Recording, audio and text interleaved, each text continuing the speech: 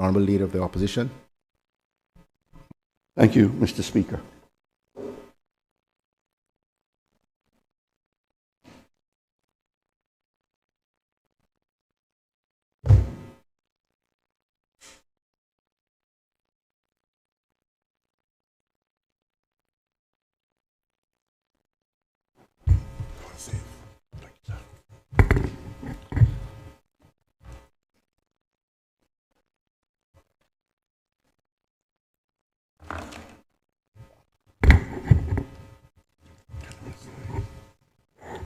It fits.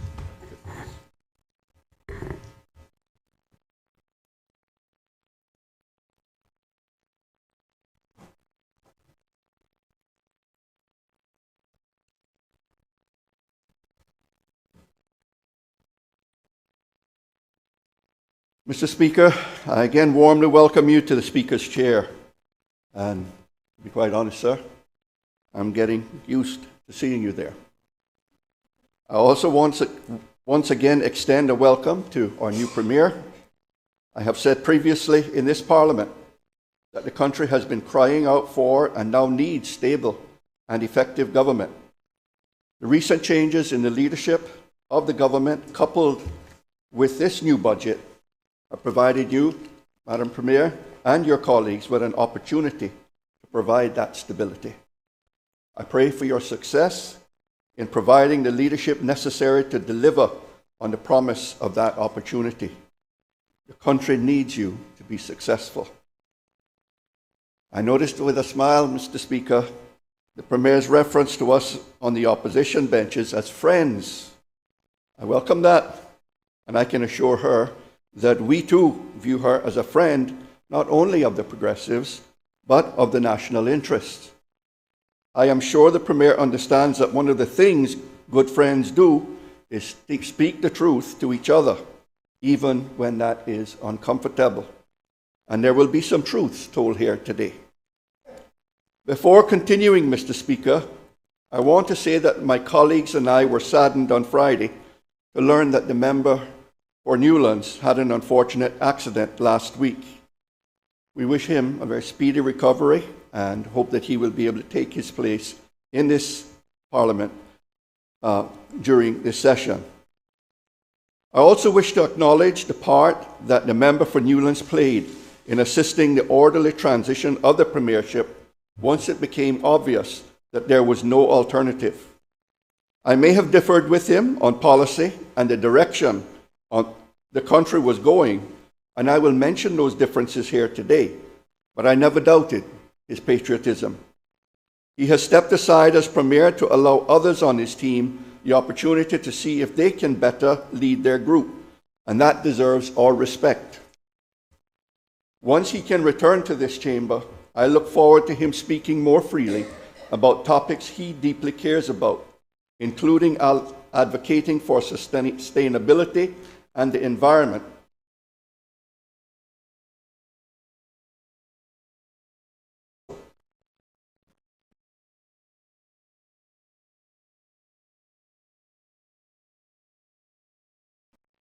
Over the past 2 years, in every critique of those in power and in every recommendation for change that we have made, that has been our aim.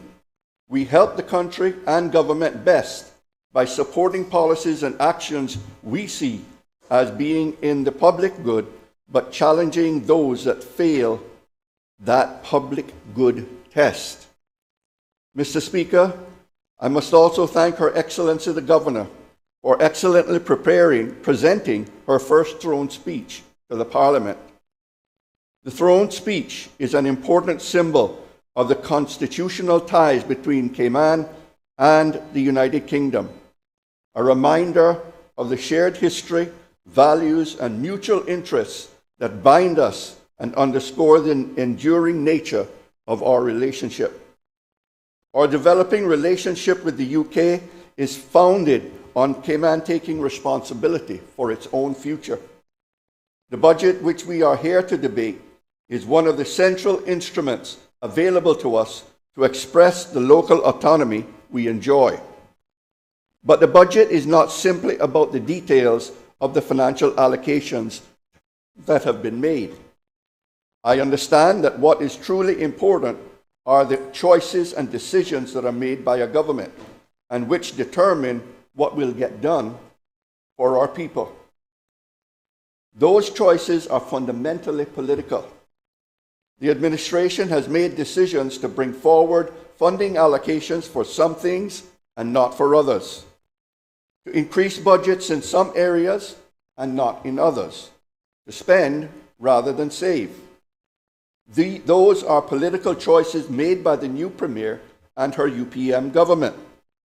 And so inevitably, my response to the public presentation of the political choices the government has made will also be political. I make no apology for that, Mr. Speaker. Disagreement about the choices being made is the very stuff of politics, and this Parliament is the appropriate stage for such disagreements to be aired. The budget sets the guide rails for how the government responds to our country's challenges over the next 2 years. Where we in the opposition highlight disagreements, we do so either because we believe a better, more robust response to those challenges is possible, or because we believe that the choices that the government is making are creating risks that are unnecessary for our country. Mr. Speaker, let me highlight what I believe is the central issue that the new Premier must tackle that was too often neglected by her predecessor and the PAC government. That important issue is the future of the Cayman Islands economy and the strategies we need to drive sustainable economic growth. In so doing, I will point out that whilst it is important for us to focus on the economy in Grand Cayman and what is needed to drive growth here, we must also consider that our people in the sister islands need to grow the Cayman Brac and Little Cayman economy sustainably. Achieving sustainable economic growth should be the top priority for any government in the Cayman Islands. I emphasize that such growth needs to be sustainable in two senses. First, economic growth must be balanced by social and environmental concerns. Growth must be achieved in ways that enable us to tackle, not exacerbate, social issues, and growth must respect the environmental constraints of a small island nation facing the threats of a global climate emergency. Secondly, growth needs to be sustainable in the long term. It should be built upon innovation and better productivity, and it should deliver benefits to all who participate in the economy. For those who doubt the importance of economic growth as a priority, I point them to what the World Bank has recently observed. I quote, "Economic growth is the foundation for social and economic development. It creates jobs, generates income opportunities, and helps reduce poverty. When it is inclusive and sustained, growth can also strengthen political and social stability. So it's not surprising that growth is at the top of most governments' agendas." Economic growth might be at the top of most governments' agendas across the globe, but sadly, it was not at the top of the agenda for the previous PACT government. The new Premier's policy speech on Friday got close, Mr. Speaker. She included in her remarks a new vision that was different from her predecessor in two ways. First, her vision included her vision included a unified government. Certainly, that would be very different from what has taken place before. She also suggested her government would be focused on continuing our island's ongoing economic recovery. I welcome her attempt to put the economy at the heart of her vision. However, as I will illustrate, continuing the path we are on is not good enough, Mr. Speaker. She needs to change direction.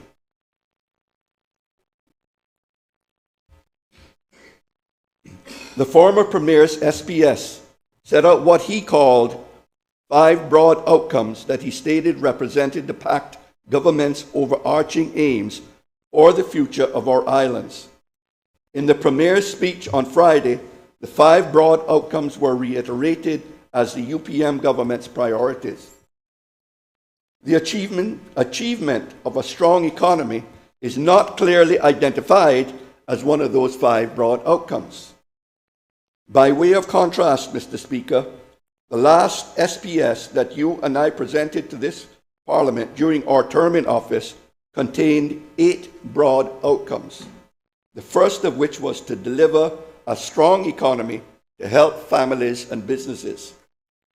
That remains an outcome to which the Progressives are firmly committed. I recognize, Mr. Speaker, that among what the SPS calls specific outcomes, some of the 20 listed outcomes would indeed contribute to economic growth. So it would not be fair to say that the PACT administration was completely ignoring economic growth, and that is not my claim here today. My point is that a strong economy and the achievement of sustainable economic growth were just not central to the thinking or actions of the last Premier and his government. Parliament may recall that 2 years ago, in my contribution to the budget debate, I warned that throughout his long speech, the Premier did little to reassure anyone that his government had a clear plan for supporting economic growth. And throughout his term in office, the former Premier continued to miss this important point. Mr. Speaker, PACT had no plan for a strong and stable economy 2 years ago. The new Premier's speech on Friday suggests that she is also failing to understand the challenges we face and underestimating what is necessary to rebuild a strong economy that benefits all of our people. I say rebuild a strong economy, Mr. Speaker, because that was the position under the Progressives. We not only committed to a strong economy and achieving sustainable growth in our SPS, but that is what we delivered in practice. Under the last 2 Progressive-led governments, growth rates peaked at 3.8% in 2019 prior to the pandemic, and Cayman enjoyed 5 years of consecutive growth, averaging 3% through the end of 2019. I will talk a bit more about the benefits our track record brought as I go on, Mr. Speaker. But first, let us look at in some detail at the PACT's track record and why the new government needs to switch direction. The former Premier liked to proclaim what he described as the economic success of his government, and the Premier has taken up where he left off. They focus on headline numbers and never really seem to go into the detail. However, we only need to look past the Premier's headlines to find what the economic success story that successive administrations are trying to pass off on the country is exposed for what it really is. The former Premier told the House in September of his personal pride at the achievement of headline real terms GDP growth in 2022 of 3.8%. On its face, that does sound impressive. Of his personal pride. On its face, that does sound impressive and certainly matches up to the growth rates consistently achieved by the Progressives-led administration of which I was a part. Why then am I not celebrating the economy's success? The problem is that headline GDP growth does not really tell us how well the country is doing. For that, we need to look at GDP per capita. As the OECD emphasizes, gross domestic product, or GDP, per capita is a core indicator of economic performance and commonly used as a broad measure of average living standards or economic well-being. So, if we want to understand living standards in the Cayman Islands, we need to look at GDP per capita, specifically GDP per capita in constant prices, so as to eliminate the impact of inflation. The ESO's very helpful annual economic report for 2022 provides us with the data. Table 3 on page 13 shows that GDP per capita fluctuated but stayed relatively constant in real terms under the progressives prior to the pandemic. That is the product of our steady, sustainable growth strategy. But, Mr. Speaker, under the PACT government, GDP per capita fell off the edge of a cliff. The data shows that living standards across our islands have dropped nearly 14% in real terms compared with pre-pandemic levels on this key measure of relative prosperity. Perhaps more startling is a 10.5% drop in 2022 alone.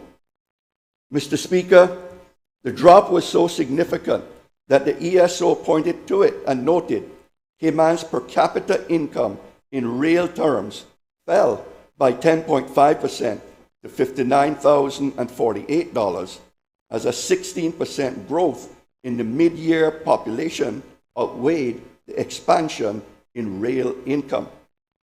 It is worth repeating that startling fact, Mr. Speaker. 2022 saw a 10.5% drop in GDP per capita in the Cayman Islands. That decrease in living standards is a product of the lack of any coherent economic strategy, for which I criticized the PACT government ever since they took office.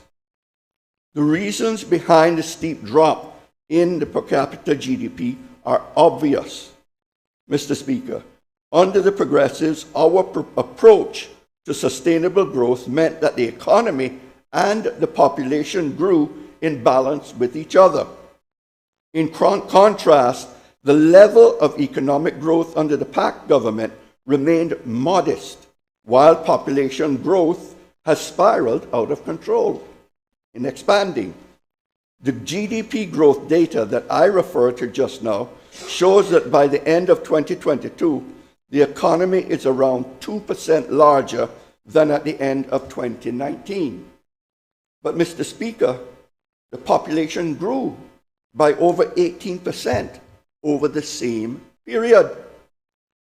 The government needs to urgently investigate why the country must have an 18% increase in population to create only marginally more wealth than was created in 2019.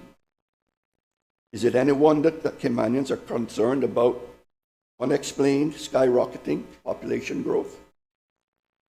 Is it any surprise that Caymanians fear the overcrowding of our islands if the government's approach to the economy is eroding living standards by adding rapidly and significantly to the population while bringing little economic benefit? Mr. Speaker, before I continue, I want to be very clear that I am not saying that stopping immigration will fix the problem. I will leave that posturing for those in the government who complain and ask for immigration to be fixed, yet have not said or articulated what they propose to fix it and how. In her policy speech, I noted that the Premier spoke about the forthcoming immigration reform bill.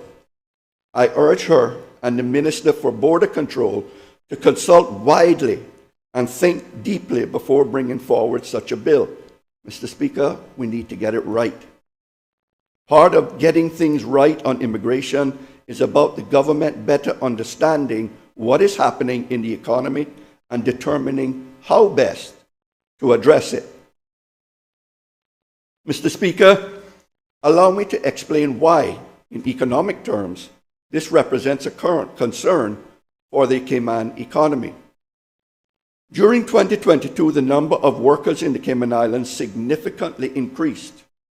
However, even with this rise in workforce size, the economic wealth created in 2022 is about the same as it was in 2019, when there were significantly fewer workers.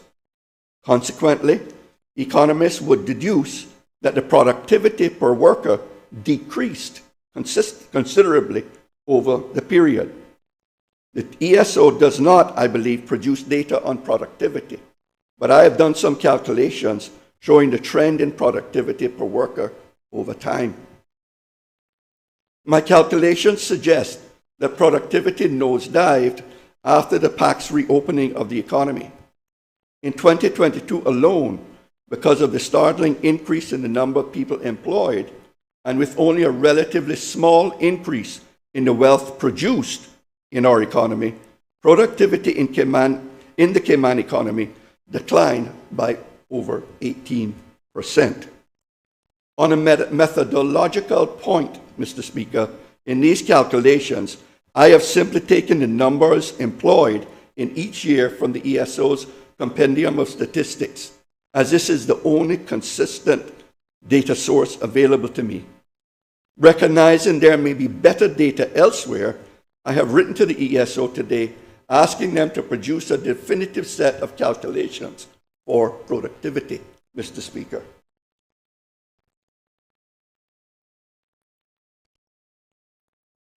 However, although my calculations are not perfect, the startling decline in productivity since reopening would still be clear in whatever calculations the ESO produces. The absolute numbers may change, but the pattern or the trend will remain. This matters because productivity is the key to future prosperity. Mr. Speaker, as the UK Office for National Statistics put it, productivity is important because it is a key determinant of living standards in the long term. Increasing productivity over time allows businesses to produce more goods and services per unit of input. This ultimately enables higher wages, aids economic growth, increases profitability, and boosts tax revenues. In short, Mr. Speaker, productivity gains benefit workers, businesses, and the government. That is why every government across the globe is chasing increased productivity as a key political goal. Yet, we see, as I've illustrated, productivity went rapidly into free fall under the PAC government. The new government must urgently get to grips with the issue because we know that the marked decline evident in 2022 figures has likely continued into 2023. According to the government's forecast, GDP will likely increase by 3.1% this year. And we already know from the spring labor force survey that the number of people employed in Cayman increased by 8.5% when compared to spring 2022. A modest 3.1% in GDP this year, combined with the 8.5% growth in the workforce on the current trajectory, suggests a further 5% decline in productivity for this year. That would mean that the overall reduction in productivity would be nearing 25% over 3 years, between the progressives leaving office and the end of 2023. This decline in productivity is a glaring economic setback for the Cayman Islands, and it represents a significant failure of the PACT administration. And that's why I'm urging the new Premier to change direction. In his statements to the House, the former Premier said, over the near term, we expect labour demand to continue to track with the GDP growth forecast. The new Premier made a similar pronouncement in her budget debate address last Friday, stating that labour demand is anticipated to align with GDP growth.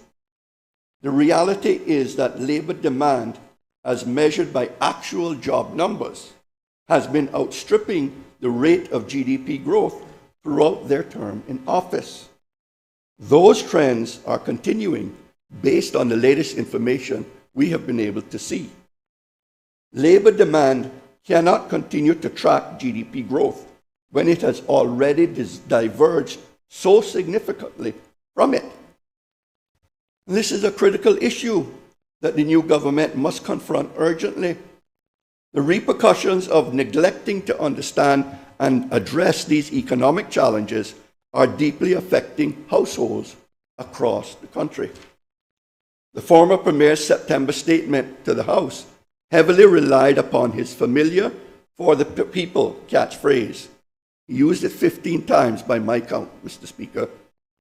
But repeating it something over and over does not make it true. He told us that his government was governing in the common interest, looking out for all Caymanian families. He did not explain that this meant making Caymanian families poorer, but as the real terms GDP per capita data shows, that is exactly what was happening on his and his colleagues' watch.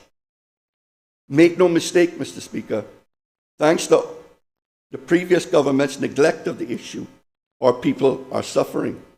Adding to the misery are the consequences of crippling interest rates that are driving up both mortgage payments and rents. Look at the impact of the cost of living crisis on hard-pressed Caymanian families, a crisis the government failed to see coming, despite my warnings 2 years ago in the last budget debate. And as I also reminded the then Premier in our last budget address, it is the most vulnerable in our community who are hardest hit by the ravages of inflation. Despite the full opening up of the economy, the number of persons requiring help from the Needs Assessment Unit ballooned in 2022.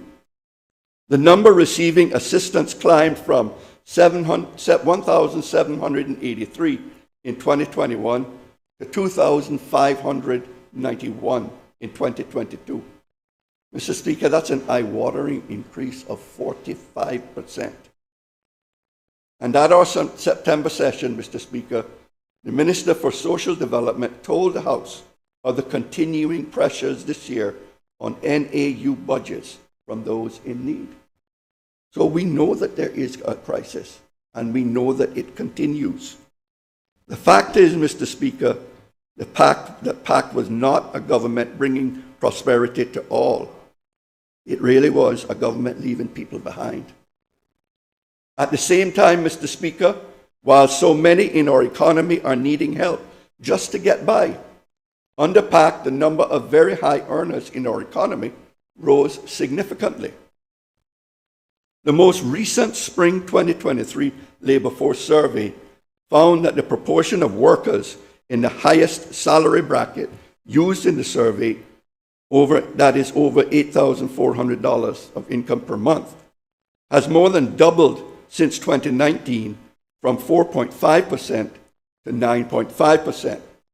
And by way of comparison, Mr. Speaker, the increase in the proportion of the highest earning bracket stayed relatively constant under the progressives. The proportion earning over $8,400 only rose from 4.1% to 4.5% between 2015 and 2019. Again, Mr. Speaker, to be fair to the pact administration, I recognize that earnings levels across the economy have risen since 2019. But we also know that once we factor in inflation, most families have felt their household income being squeezed over the last 2 years as their purchasing power has declined significantly. It is clear, though, that under pact, the pain was not equally distributed, Mr. Speaker. While earnings for most workers in real terms have at best stagnated and for many have fallen, life for those at the top end of the earnings ladder has continued to get better. And we need to look more closely still to understand who it is that is better off under pact. In 2019, there were 75% more Caymanians than non-Caymanians in the top earnings brackets. In 2023, on Pact's watch, there are more non-Caymanians than Caymanians in that top bracket. It is staggering that the rate of increase in the number of non-Caymanian top earners means that as of this year, there are more of them than high-earning Caymanians. In PAC's economy, the people feeling the benefit were those on the very top incomes. And in PAC's economy, those people are now disproportionately non-Caymanian. So much for the people mantra. The whole approach to the economy needs to change, and I urge the new Premier to have the courage and strength to take a different road. Mr. Speaker, the question for the Premier to ask herself is, do our people feel better off after 2.5 years of the government's term? Apart from the wealthy at the top, who, as we have seen, are increasingly non-Caymanian, I suspect the answer will be a resounding no from most Caymanian families. We can see the evidence for that, Mr. Speaker, in the results of a Cayman Compass poll published last Monday. Following the usual practice of excluding those that don't know, the current UPM government has a net favorability rating of -60%, with 68% having no confidence in them and only 8% viewing them favorably. That's a huge deficit, and it means that the new government has a mountain to climb if it is to gain the confidence of the people. Now, Mr. Speaker, I acknowledge this was nothing more than a straw poll, not a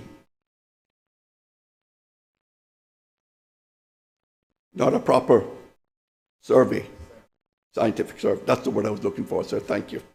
Not a scientific survey. Now, understandably, the comments made by participants in the poll reflect the fact that the members of the current government are the same as those in the previous government that failed to grasp the challenges facing the country, notably on the cost of living. The change in name cannot hide that fact, Mr. Speaker. The evidence from the Compass poll is clear. People are crying out, our people are crying out for a new direction and for a government they can believe in. I do hope that the members of the government are listening and understand that we need a real change in direction. That means delivering real change, not just talking about it. The truth is staring us in the face. The gap is widening. Lower income Caymanians are sleeping in their cars, unable to afford rent. Our middle class is under assault. Those are not my words, Mr. Speaker.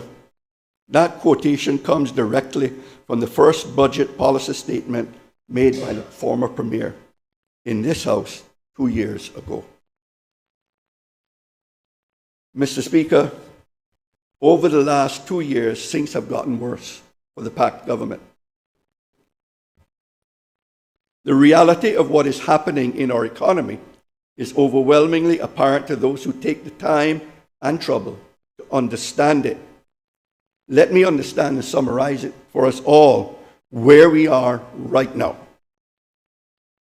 Living standards across our islands are dropping overall. The Cayman economy is seeing massive and unprecedented declines in productivity. The real incomes of most Caymanian households are feeling squeezed, while those at the top receive the benefits. And those seeing the improvements at the top of the earnings ladder are increasingly non-Caymanian. Sadly, that is the reality of our economy.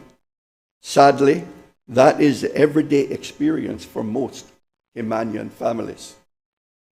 Given that reality, a new Premier leading a reformed government and presenting a new budget should be an opportunity to reset course and to get the Cayman Islands and its economy back on track, while offering robust solutions to the challenges our islands and our people are facing.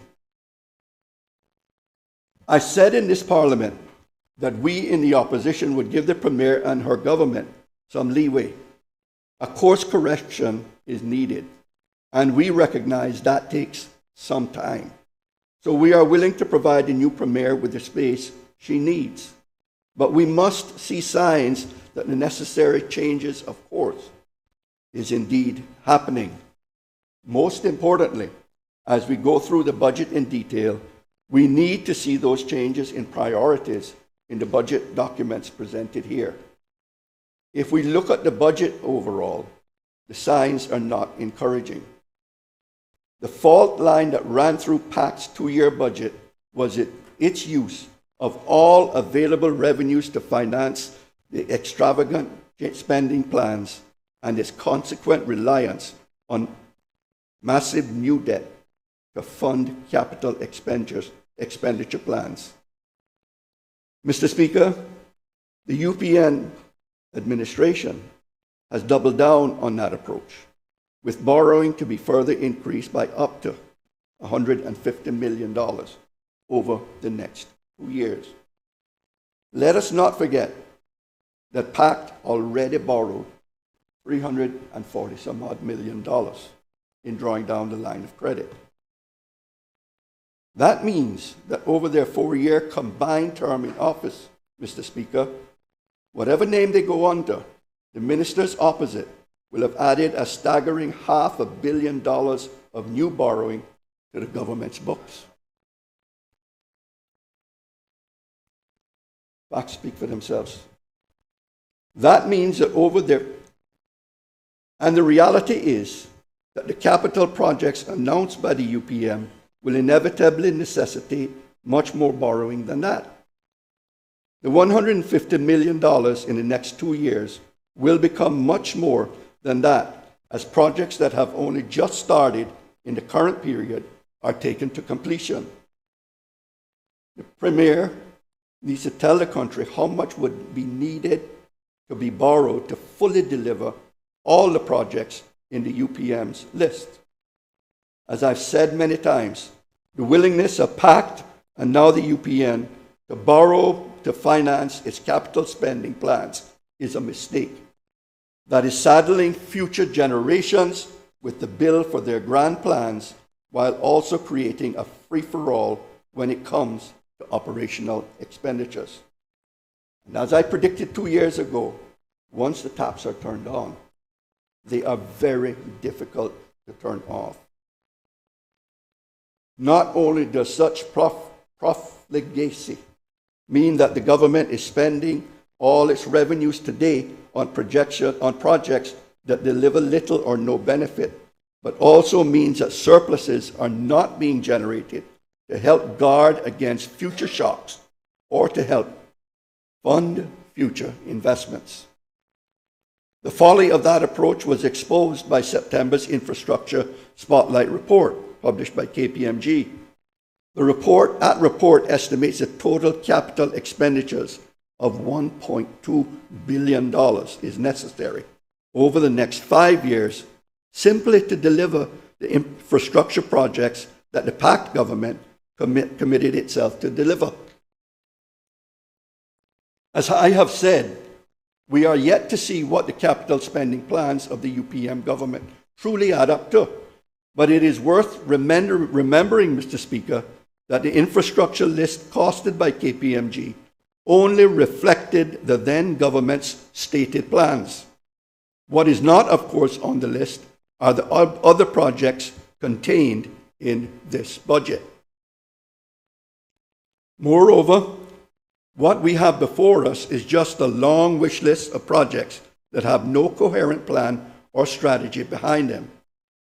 One of the key reasons that PACT failed to think through comprehensive plans for our infrastructure requirements in the coming years is that they have kicked work on the National Development Plan into the long grass despite the former Premier's initial promises to deliver such a plan. The member for Georgetown North has repeatedly reminded the government of the urgent need to continue the work that started under the Progressives.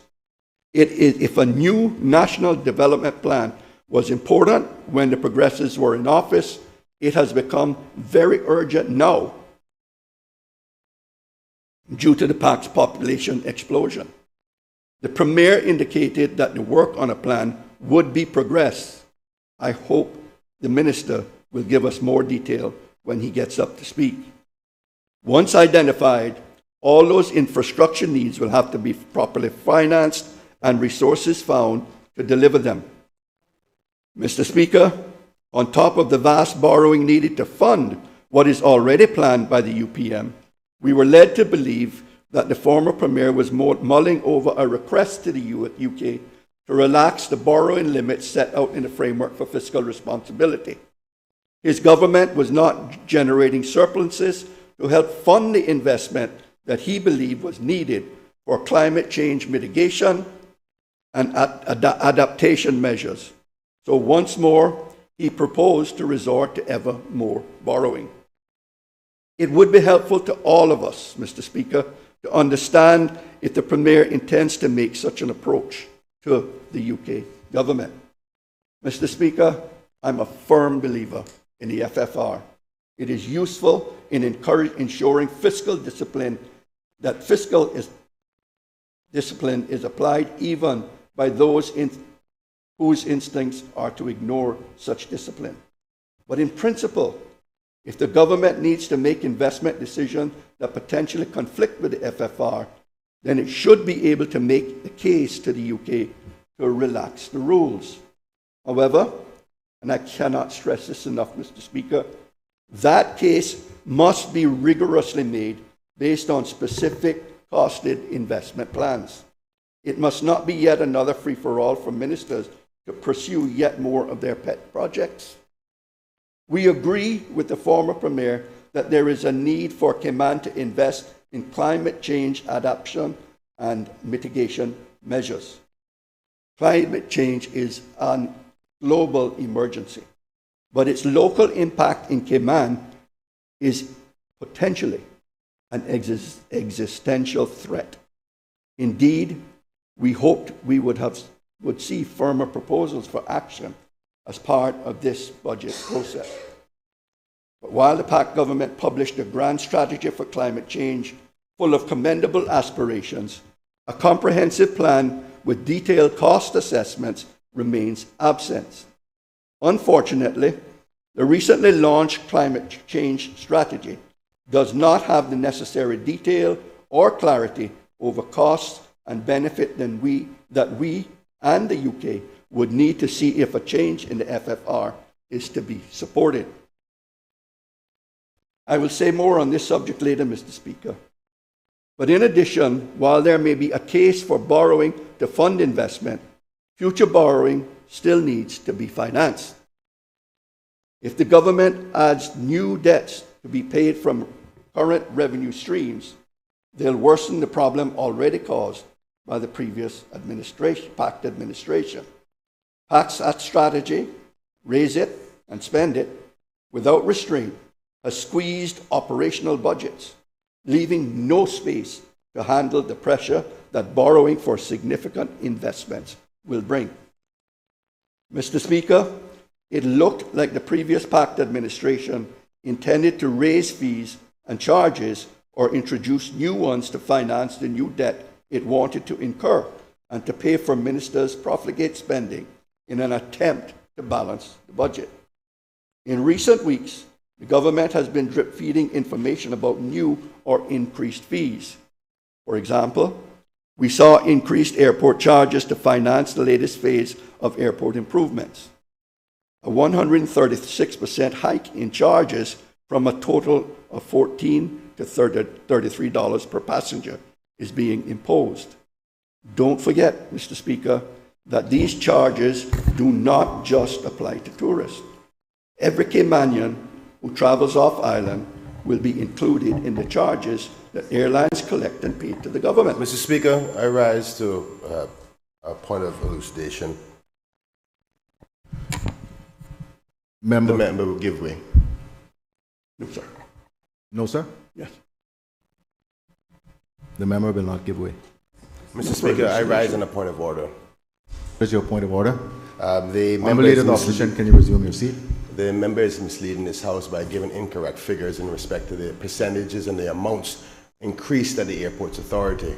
He just reportedly said that it was $33, and the increase in amounts was 5 and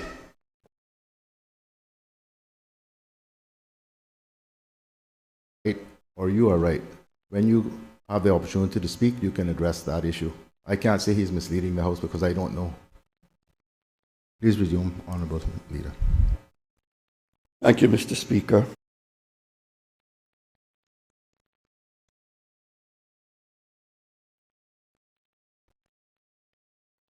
Whether I'm right or I am wrong, there is a clear, significant increase in these fees.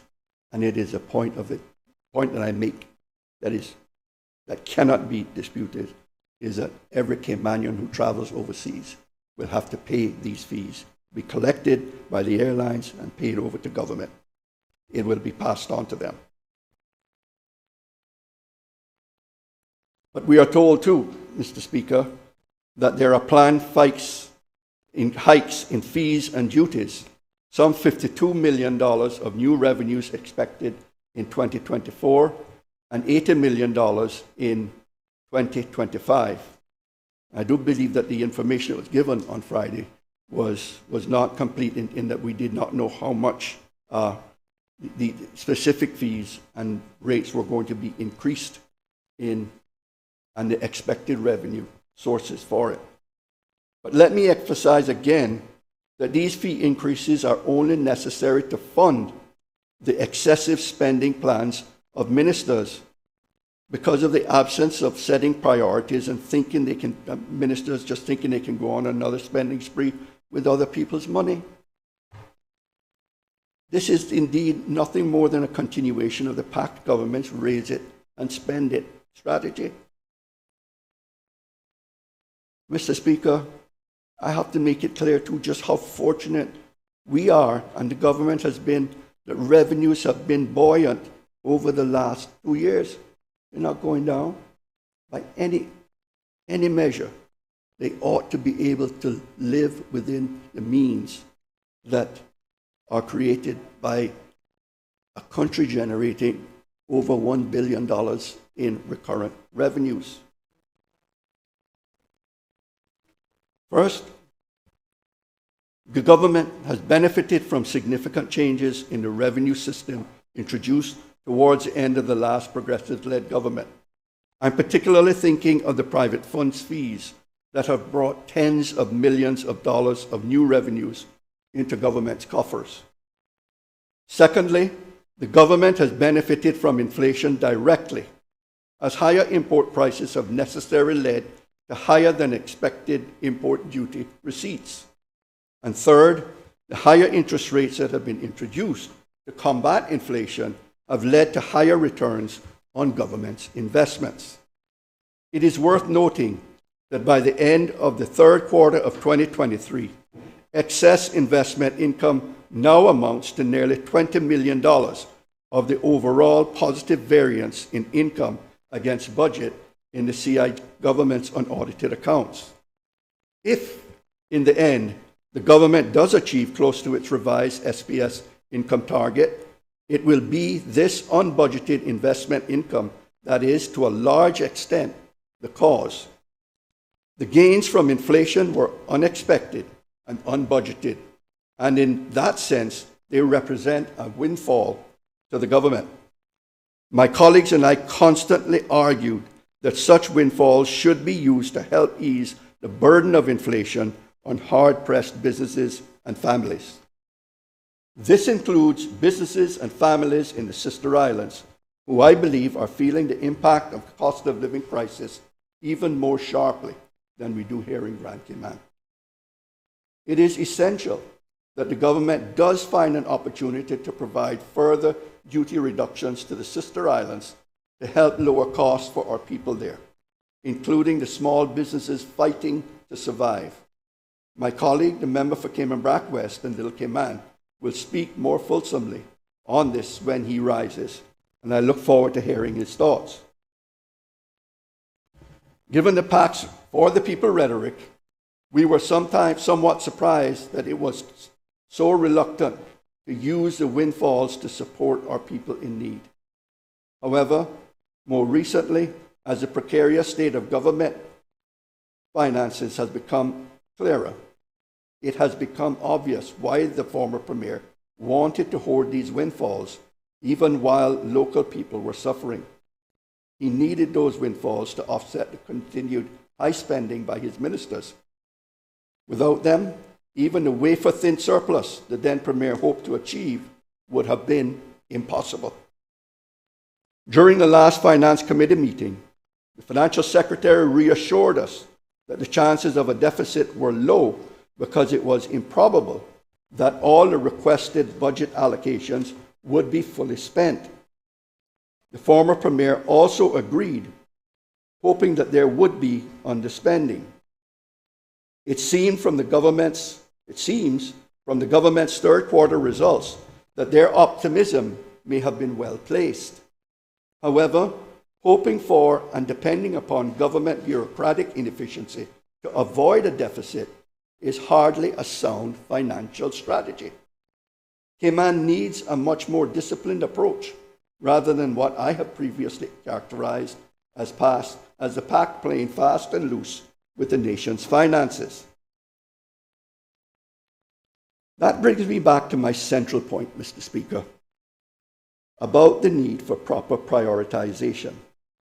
My colleagues and I have been criticized in some quarters for advocating actions that would necessitate increased government spending, while at the same time blaming ministers opposite for their lack of restraint over spending. However, this is not a question of any double standards from the opposition. Instead, it is a question of the need for government to spend its limited resources in the best way possible by prioritizing spending properly. Indeed, rather than the opposition wanting to have its cake and eat it, the problem we face is that government ministers want to eat every cake in the store. As I made clear in the statement I issued after Finance Committee, it was irresponsible of ministers to simply add $69 million to government spending plans without first identifying savings that would offset that expenditure. This is why every member of the opposition abstained on the votes taken in Finance Committee. We did not vote against the line item increases, either because the money was effectively already spent in the case of the healthcare costs, or because we agreed with the need for additional spending. For example, the Minute Member for Georgetown South has been campaigning for improvements to the teaching of mathematics in our public schools. We were pleased that the minister responded to that campaign. We support the appointment of 14 new specialist mathematics teachers in our primary schools, and we recognize that there will be a price tag attached. Our argument is not without initiative. We support it, but we believe ministers should have looked first for room in existing budgets to cover the costs before seeking supplementary approvals. And I might add, supplementary approvals that they acknowledge they probably wouldn't spend all of it.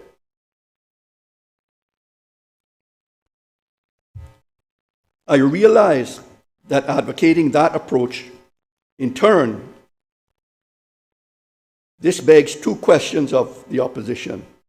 First, if prioritization is so important, what would our priorities be? And secondly, if savings are necessary to fund future spending, where would we identify such changes? Let me quickly dispose of that second question. On one level, it should not be necessary for us to identify savings. It was widely reported back in August, the former Premier ordered civil servants to find 8.5% reductions in spending, totaling $47 million in the current year. And the then Premier's memorandum rightly noted that savings identified in 2023 would form the basis for budgets in 2024 and beyond. So the issue is directly relevant to the debate we are having.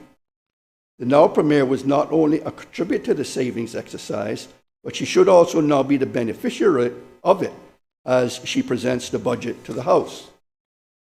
If the government has secured $47 million of savings already, the focus should now shift from debating their existence to determine how much of those savings should be spent on other priorities and how much should be held back. The Premier, in her capacity as Minister of Finance, can be transparent and tell us how much of the 47 million has been integrated into the budgets before us. Then we can have that discussion, Mr. Speaker. If it turns out that the government has not made $47 million of savings, or that more savings are now necessary, then as we scrutinize the budget in Finance Committee, I do think it is beholden on all of us to try to identify opportunities to save costs. Certainly, as the opposition, we will seek to challenge spending plans where appropriate.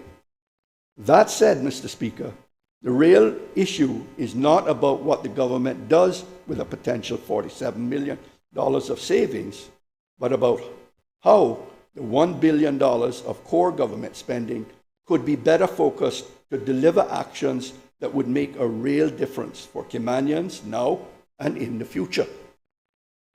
I mentioned the former PAC government strategic policy statement earlier, Mr. Speaker.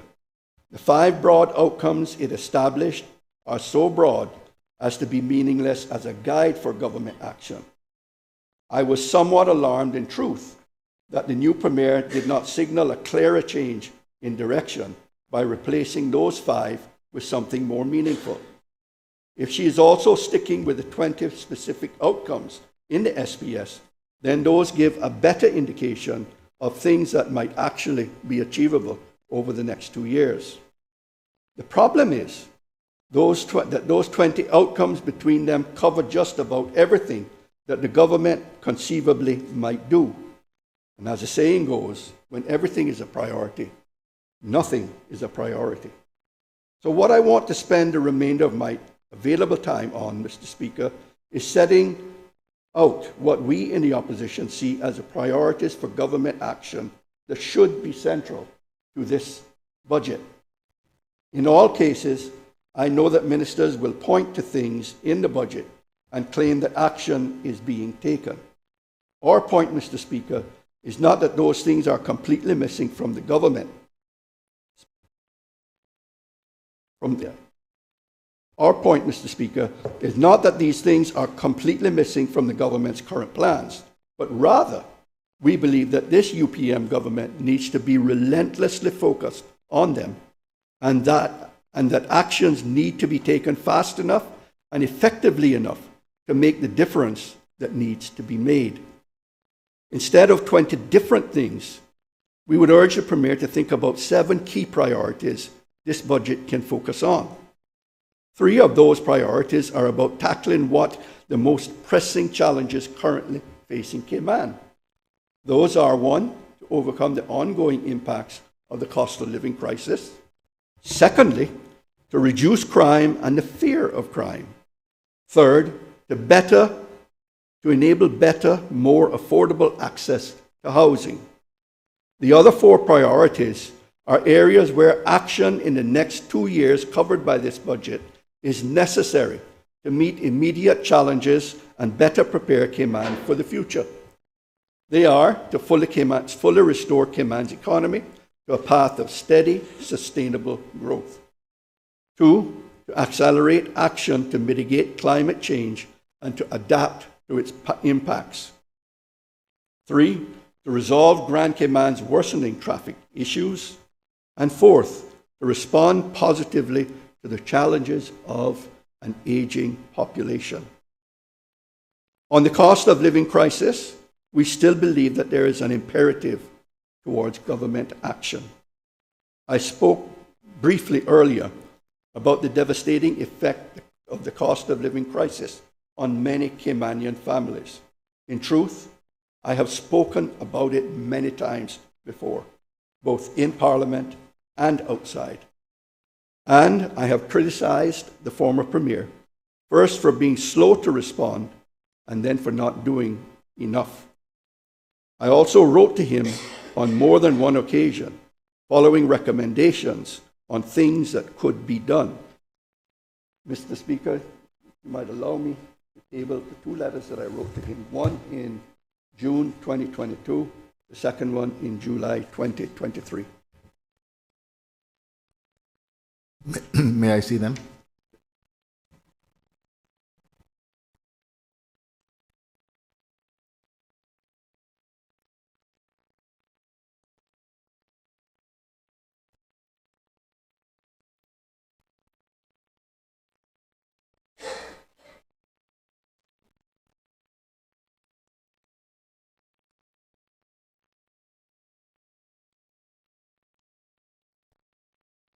They appear to be yours. Thank you, sir. Sorted. So as those two documents show, I wrote to him on two occasions offering recommendations on things that could be done. The danger now is that with the rate of inflation slowing, the new UPM government will breathe a sigh of relief and once more take its eye off the ball. I say slowing advisedly, Mr. Speaker. With the second quarter headline inflation figure falling to 4.1% from 6.6% the previous quarter, one might think there were grounds for optimism. However, the second quarter figure still means prices are rising. It's just that they are rising less quickly than before. And in the detail of the figures, we can see that it is the prices of the things that households spend the most money on every week, every month, every day of the year that are still climbing the fastest. Huge household utility cost price increases of 15.3% for electricity, 10% for water, housing rents up by 9%, grocery bills continue soaring as food and beverage prices go up by 7%. Mr. Speaker, honestly, I don't know how it is that people are surviving, because we know that salaries and compensation is not anywhere near in helping them to meet this level of price increases. And so what you're finding, their standard of living is declining. And I spoke to that at length earlier on. And moreover, Mr. Speaker, these price rises over the last year must be added to the price rises experienced in the first year of the PACT administration. We now have the information on which to judge 2 years of government performance. The latest Consumer Price Index report tells us that in June 2023, prices overall were 18.3% higher than in March 2021, the last time prices were measured before the PACT government took office. We know that this level of price increases is still hurting countless thousands of Caymanian families. We in the opposition have spent months advocating measures that would have brought genuine relief to hard-pressed families and businesses. We believe that a number of those actions that still should be taken, that there are a number of those actions that still should be taken. To bring relief to all families and businesses alike, we would temporarily reduce to 0% the duty paid by utility providers on fuel, the duty on cooking gas, and fuel duty at the pumps. Such a reduction through 2024, coupled with a freeze for the year on the Water Authority water rates, would bring immediate relief in the monthly bills, which are currently causing real hardships for many, targeting those costs that are continuing to increase the fastest and creating breathing space for families at a time when they still need it. If that measure is about universal relief, we recognize, as I have said, that the most vulnerable are often the worst hit by inflation. We therefore welcomed the last government's response to our campaign for an increase that saw stipends paid to retired seamen and veterans and those dependent on financial assistance from the government from $950 to $1,250 a month. In response to a motion brought to the House in October by the Honourable Member for Red Bay, the Minister for Social Development agreed to consider further increases to $1,500 for seamen, veterans, pensions, and those needing long-term financial assistance. It was also agreed that the public service pensions ex gratia uplift payments regulations should be amended so that the minimum pension that a civil servant would receive be increased so that all civil service pensioners would receive a pension of at least that paid to older persons receiving permanent financial assistance from the government. Again, those were demands made by the opposition, and we are grateful for the response that has been received, and we look forward to hearing and having further discourse with the Minister with regard to his agreement to consider further increases to take it to $1,500. I was delighted to hear the new Premier confirm in her first speech to Parliament in the role that pensions for long-serving civil servants will be increased to $1,250 per month. We will be looking to see these necessary increases implemented as part of the 2024-2025 budget, and we will continue to make the case for an increase to $1,500 a month for those in need of government support. We also recognize that the national minimum wage needs to be increased. This has a distinction of being something that was both started by the Progressives and committed to by PACT in its first strategic policy statement. In my response to the SPS nearly 2.5 years ago, I urged the then Premier to complete the work we had started, but that had been held up during the pandemic. In his first budget policy statement in November 2021, the former Premier committed to reconvening the Minimum Wage Committee early in the new year.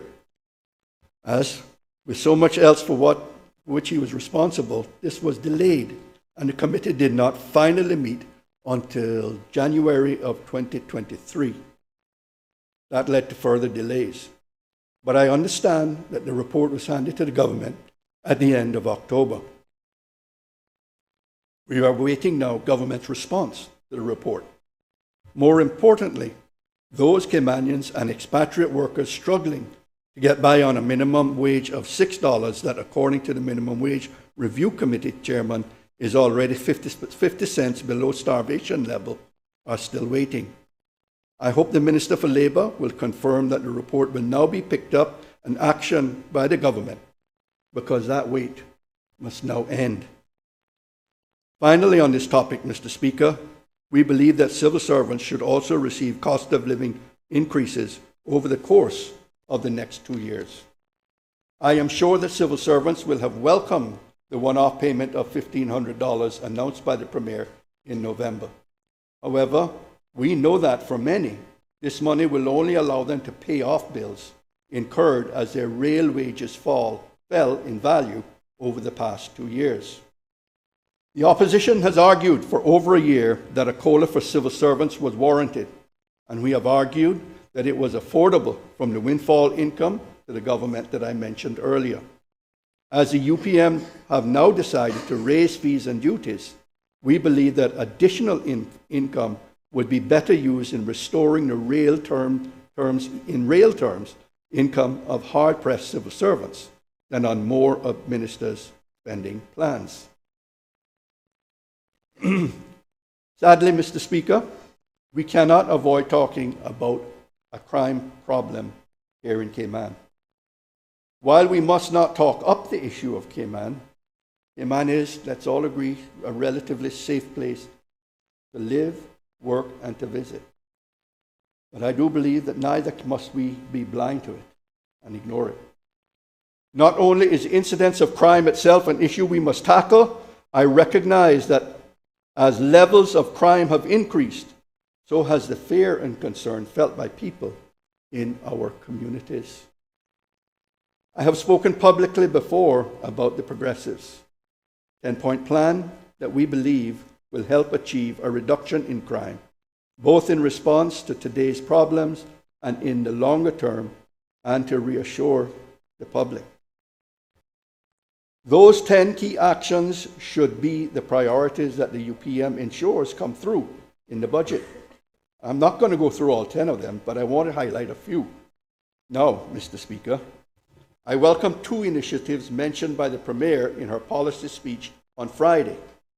Investment in the rehabilitation of offenders is something we advocate and continues the policy progressives put in place while in government.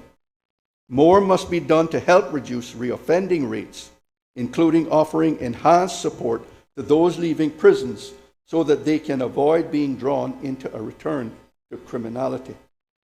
That means enhancing the training and other opportunities available to offenders while in prison and supporting them to access employment and other necessary support in their release.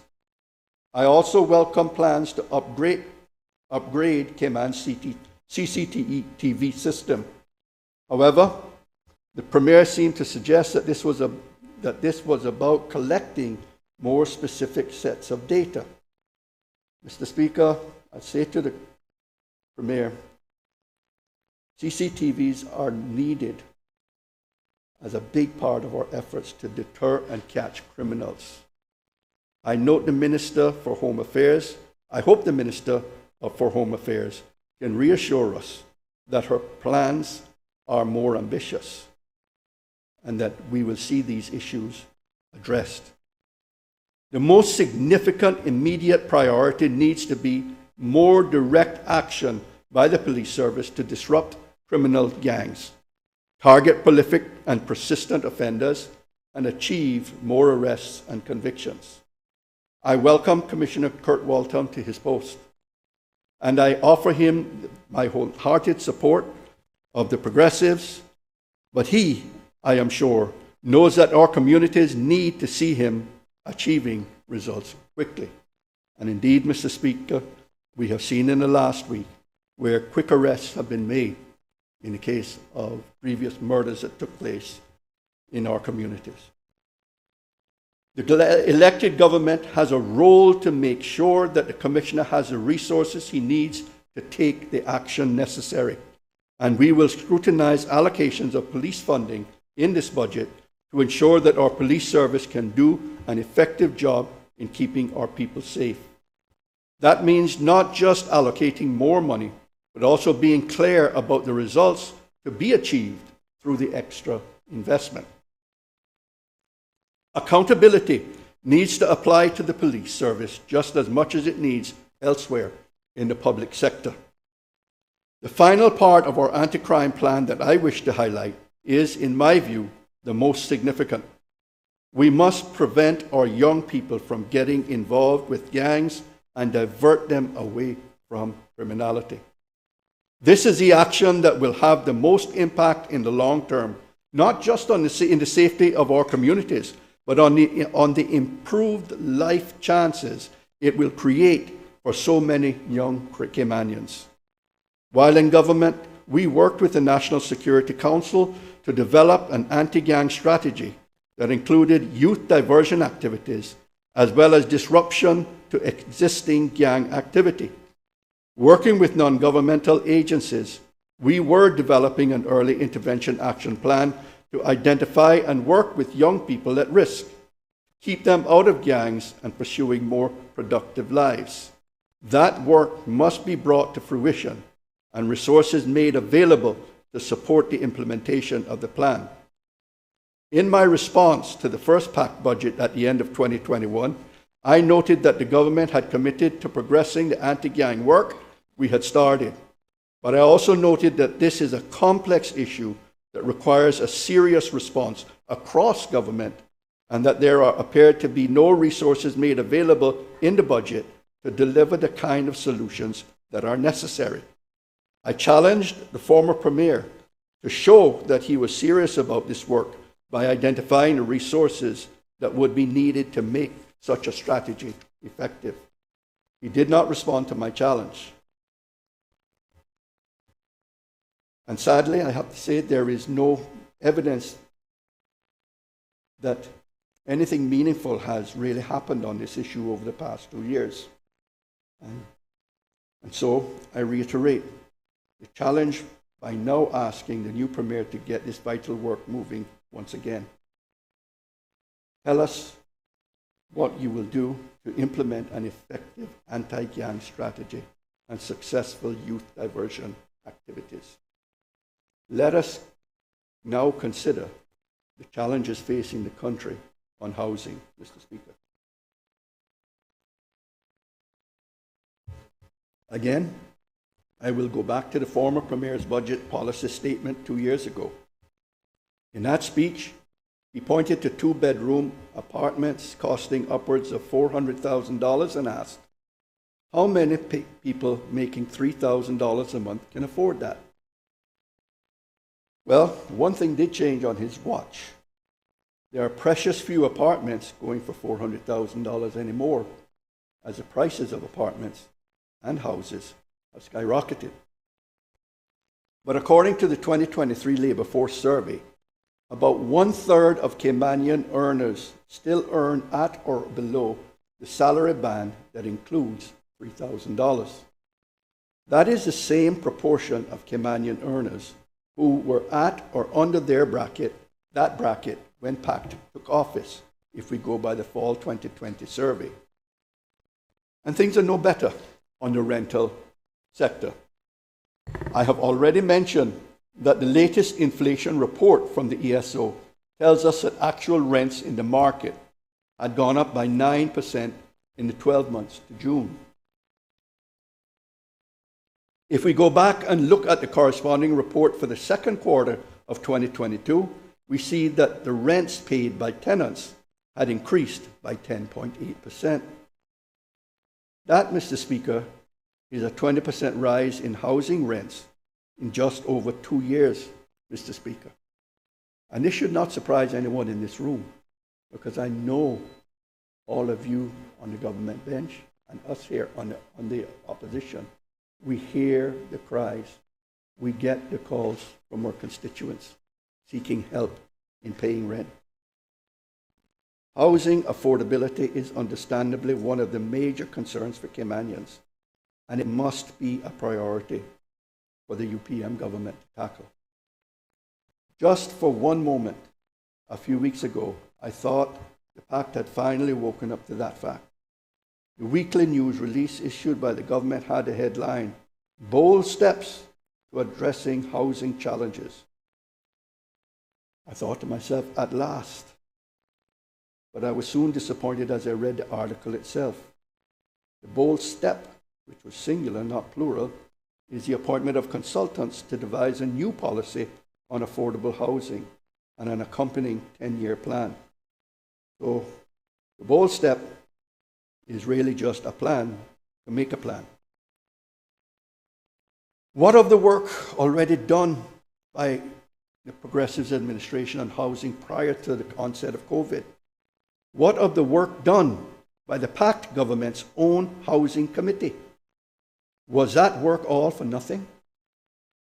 While my heart sank at realizing the promised bold steps were no such thing, I do want to recognize there is value in this work. I understand that the housing crisis is a long-term problem that cannot be solved in one budget cycle, nor likely to. I also want to thank the Minister for including opposition members in the work that the consultants will be doing. Solving the problem is something we all should be working on, and I am grateful to him for his recognition of the value that the opposition can add. However, the work on developing a policy needs to take place alongside immediate action, not instead of it.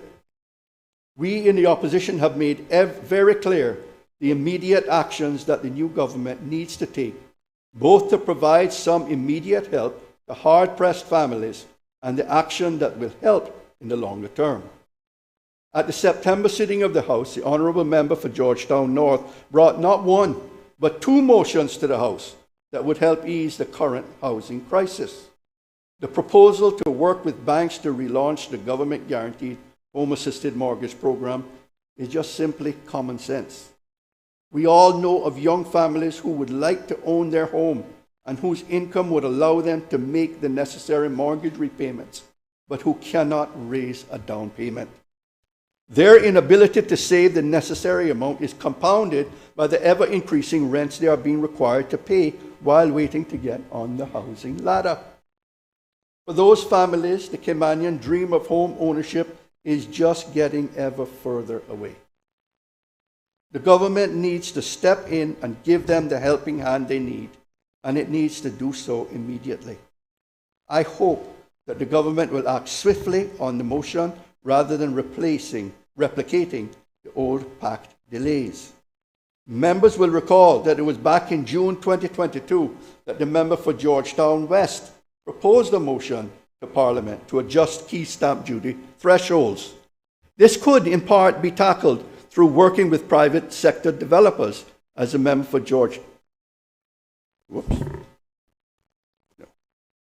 Getting ahead of myself. Members will recall that it was back in June 2022 that the member for Georgetown West proposed a motion to Parliament to adjust the stamp duty thresholds. The proposal, which were unanimously agreed by Parliament, included an increase in thresholds to allow homes costing up to $500,000 to be purchased stamp duty-free, and amounts over that to be charged at 2% duty, and a reduction for all Caymanians purchasing property from 7.5% to 5%. Yet, it really took from until September of this year, 15 months after the motion was passed, for the former Premier to bring forward a package of changes to stamp duty thresholds. His proposals were not quite the same as those envisaged by the motion, but we are grateful for them nevertheless. And I thank him for the changes that he has made. We eagerly await the legislative changes to come to Parliament to formalize these changes. He did indicate that until the legislation could come to this Parliament, that in his capacity as Minister of Finance, he was approving waivers in accordance with the terms of which he had shared here in Parliament. And I do hope the current Premier will continue that policy. Whether the Caymanian home buyers who made their purchases in the 15 months between the motion passing in June 2022 and the announcement of the new thresholds in September 2023, and have consequently missed out consequently missed out, will thank him, I'm not so sure. I should also say that I hope the benefits to Caymanians are not negated by the stamp duty increases announced on Friday, about which we are still awaiting details. It will be interesting to see whether these will genuinely be non-inflationary for average Caymanians. In my experience, Mr. Speaker, I've observed that nearly every tax increase has a tangible effect on people's wallets in some way, shape, or form. The second motion brought by the member for Georgetown North was to work with private sector developers to bring forward more affordable housing units for ownership and for rent. This was work we had already started on while in office.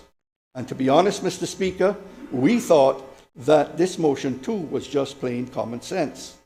However, it had the effect of throwing the government benches into complete disarray the evening, with ministers unable to make their minds up whether they supported the motion or not.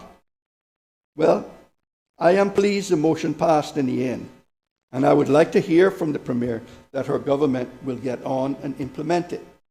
The member for Georgetown North gave the government plenty of new ideas for things they could do to incentivize the private sector to deliver a greater number of affordable homes.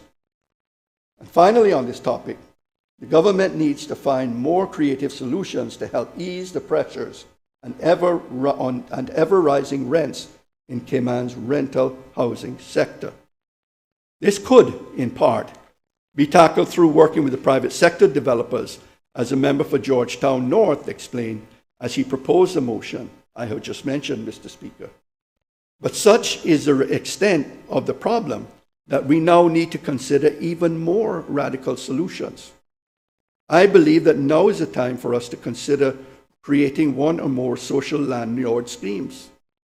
Such organizations own maintain, and lease properties in the market, but do so to cover costs and not make a profit. This could be a function taken on by the National Housing Development Trust, or perhaps by a non-profit organization supported and enabled by the government, at least at the outset. Mr. Speaker, there is work to do to develop this idea, but unless we start the necessary work now, we will never get to the point where we have a social landlord operating successfully in the Cayman Islands. So those are the three priorities that address the most immediate challenges facing Cayman right now. But what are of the longer-term priorities that I outlined? Unsurprisingly, given the analysis I laid out for the Parliament earlier, one of the longer-term priorities advocated by the opposition is to restore Cayman's economy to a path of steady, sustainable growth. The consequences of the former Premier's lack of a strategy for the future of our economy are crystal clear, as I outlined previously. I think we all understand that for the foreseeable future, financial services and tourism will remain the major pillars of Cayman's economy. We in the opposition welcome the recent announcements that the Cayman Islands was removed from the Financial Action Task Force grey list of jurisdictions. I would like to join with the Premier in recognizing the huge effort made by Minister for Financial Services and others in government and in the private sector who collaborated and worked diligently to achieve this result. Honorable Leader, Yes, sir. you shouldn't leave out the AG. I was just going to correct myself, sir. And I would have to dial it back in mentioning Minister for Financial Services, include in that the Honorable Attorney General for his commitment and perseverance. I had the privilege of working with him in the last government, during the Progressive's term in office. I'm just amazed at the gentleman's commitment and his perseverance and his great desire to achieve the result that we have achieved. Well done, sir. Well done. However, I would say that we believe that lobbying efforts and the promotion of Cayman as a leading offshore jurisdiction more generally would have been greatly enhanced through the early opening of the overseas offices planned by the last Progressives-led government with the advice of the financial services sector. Instead of immediately recognizing the need for those offices, the PACT administration chose to go through audits and investigations into the actions of civil servants taken to implement the policy of the then current government. The impacts of the consequent delays in getting overseas offices off the ground are still being held and felt, Mr. Speaker. I reiterate my recent call for the government to redouble its efforts and open an office in Brussels to engage with the EU and its member states directly and regularly. Mr. Speaker, that is the area where the biggest threat comes to Cayman. And while we may have escaped and now been removed from the grey list, we know the threat remains and is ever present to us. We are being watched, and Cayman continues to be held to a higher standard than everyone else. The Premier, in her policy statement on Friday, recognized the importance of the Cayman Islands telling our story directly to key decision makers. We need to continue to invest in that storytelling. This is not a time for complacency, Mr. Speaker, and I know that the Minister knows that.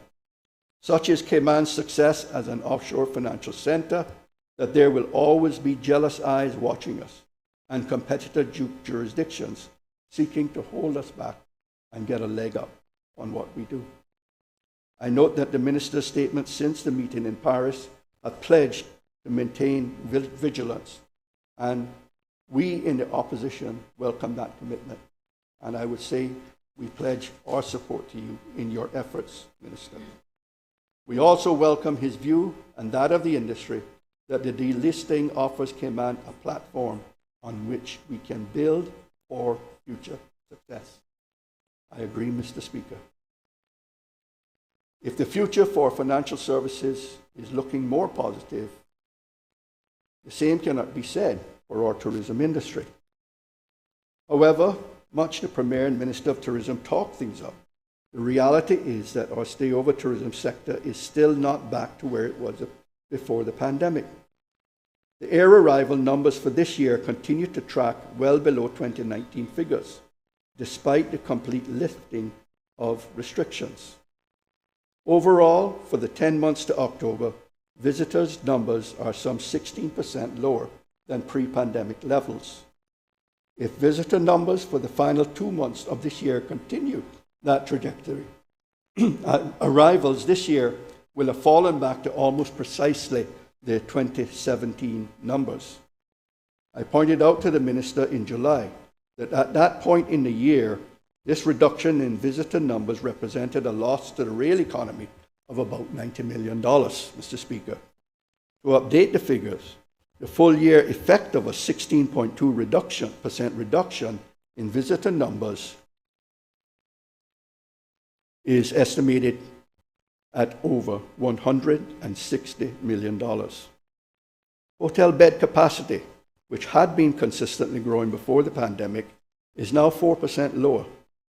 Even with a new hotel coming on stream next year, we will not be back on the previous growth strategy.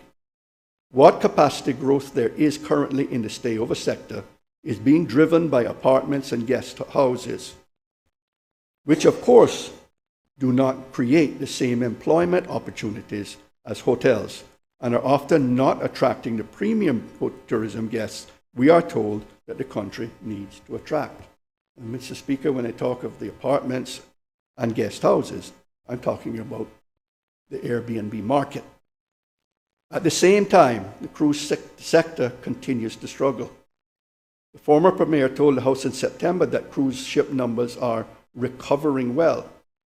In fact, cruise arrivals for the first 10 months of 2023 were 31% lower than the corresponding figure in 2019. This year, cruise tourism's arrivals will be at their lowest for more than 20 years. The Premier, in her remarks on Friday, suggested that the Minister of Tourism is very confident that we are on track for full tourism recovery by the end of the year. The conclusion the former Premier drew in his September statement in the House is that after the difficulties of the pandemic period, the tourism industry has rebounded even stronger. To repeat what I have just said, in the stay-over sectors, numbers are 16.2% down and on par with 2017. In the cruise sector, numbers are 31% down and will be at their lowest level for at least 20 years. There will not be the promised full recovery by the end of the year. The conclusion is, Mr. Speaker, that the tourism industry is still very much significantly weaker, not stronger.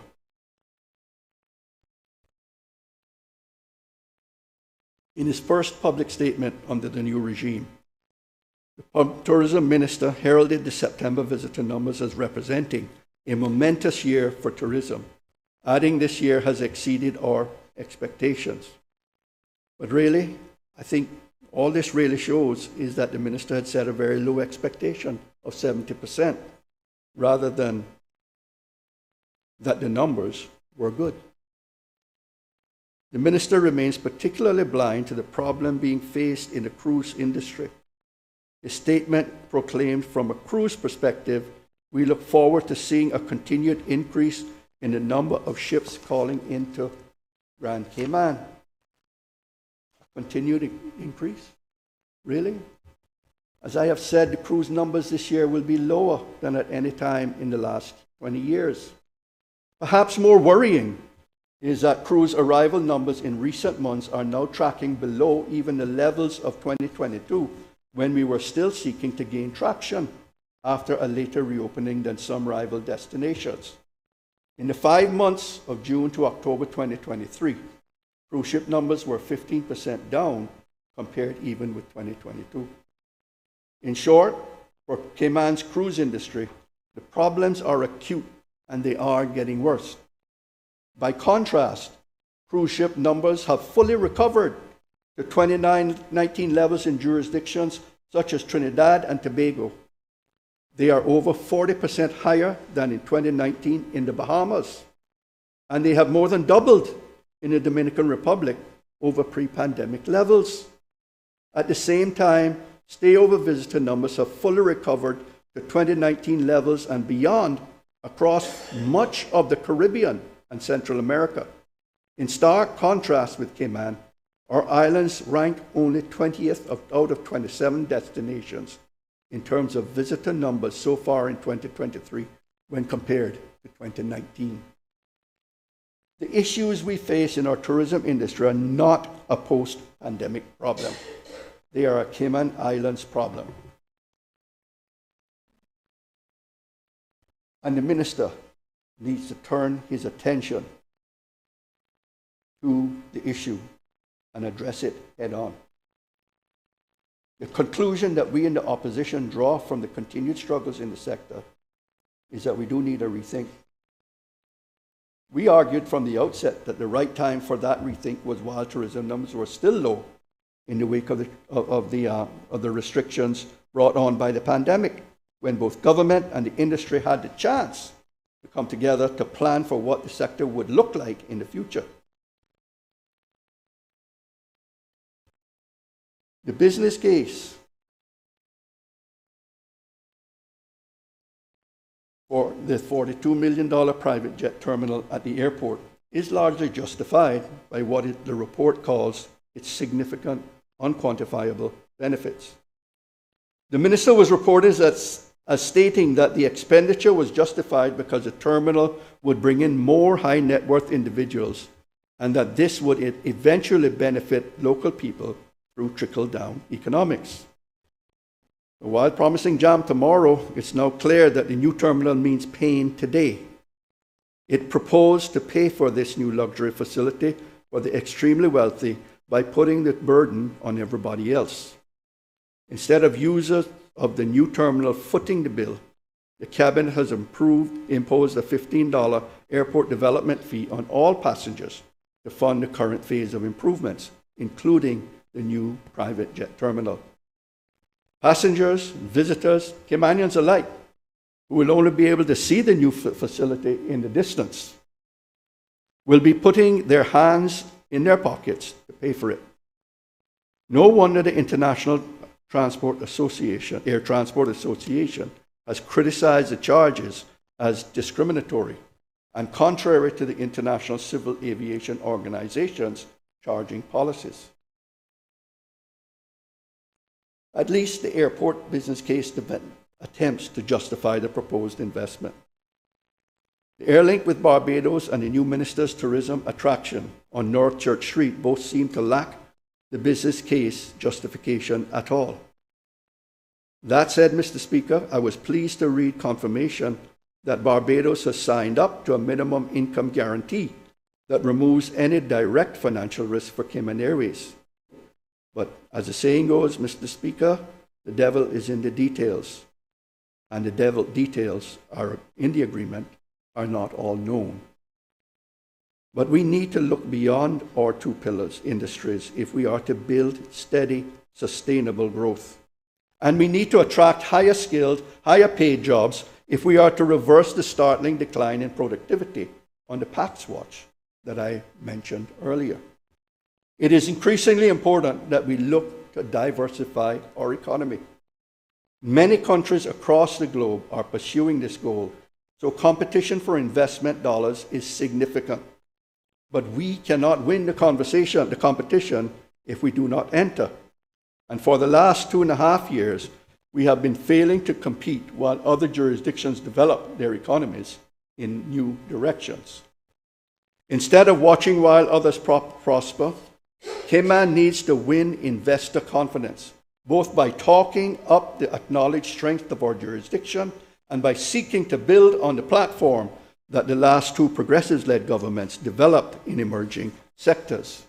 Mr. Speaker, There are things we can build on if we apply ourselves to the task. Under the Progressives, Cayman had a growing reputation in the digital industries, supported, for example, by our groundbreaking legislation to protect intellectual property. And our strong health services sector brought significant investment into Cayman, and as we left office, was set to bring more. Our manifesto at the election set out clearly how Cayman's economy could build upon those strengths, proposing the creation of 2 innovation hubs, one in digital knowledge-based industries and one in health sciences. That was a good idea at the time of the election, and it's a good idea today. Establishing such hubs would encourage entrepreneurship and creativity, harnessing both Caymanian talent and foreign investment. These industries are the key to sustainable growth, improving productivity, increasing prosperity, and creating future jobs.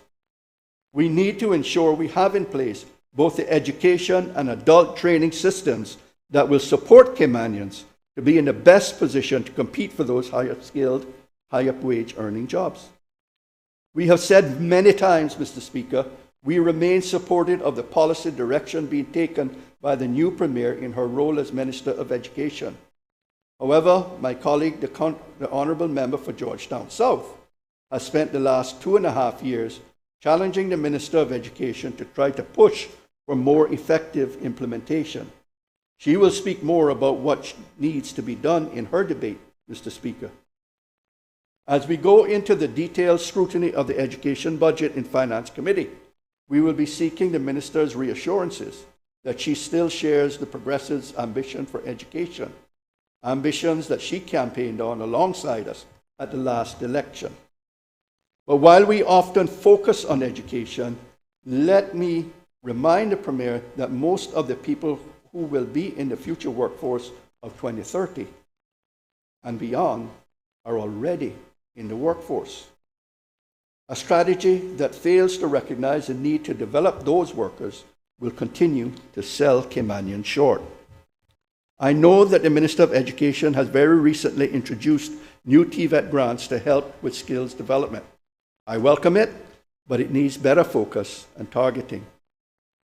Under the Progressives, work was tasked with developing a future workforce plan. If we understand what the future workforce needs to look like, we can identify skill gaps and develop training programs to plug those gaps. This is work that PACT has failed to do, but the UPM should now pick up. The money that the Minister has identified for TVET grants could then be targeted to support that specific objective. And while most of what I have spoken about concerns the future of our economy, we must not lose sight of the folks who need help right now. That was the purpose, Mr. Speaker, of a motion that we brought to the House at September sitting, proposed by the Honourable Member for Georgetown North. You will recall that the motion advocated a mechanism through which the government could support those who were finding it difficult to access work to get on a pathway to full-time employment. The member will speak more on this matter during the debate, Mr. Speaker, and I know that the minister responsible will listen to what he has to say. Climate change is an area where, given the former Premier's rhetoric and reputation, I had expected would see the PACT government leading the way.